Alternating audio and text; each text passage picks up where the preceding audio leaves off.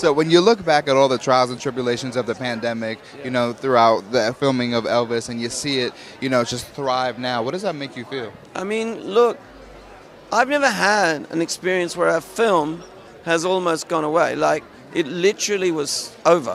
When Tom famously gets the COVID, it was over. And it was only that Austin Butler, I said, you have to go home, and he wouldn't go home. He wouldn't leave Australia. It was only that he kept working and going, and he said, it will come back. And then I rang Tom, and Tom bravely came back. And honestly, the way that the cast and crew made that film, they knew it was a privilege. Like, no one else was making movies.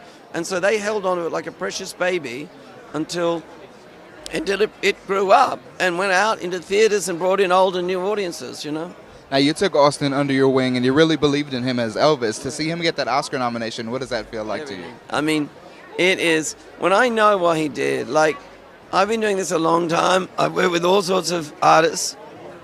When Denzel Washington said to me, you're about to meet a young actor who works like no one else, he wasn't kidding. And what Austin gave to this, just work, spiritually, sacrifices, his passion, and his kindness. Yeah, it's just so right. It's just so right.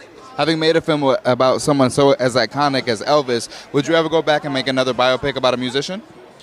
I would never say never, but right now, I went on the Elvis journey because I wanted to go on the journey about America as well. Like, he is the fabric of America in the 50s, 60s, and 70s, and that's been such a giant journey. I'm not sure right now, whatever I do next, I know I would love there to be a lot of distance between this experience and anything else to do with a musician.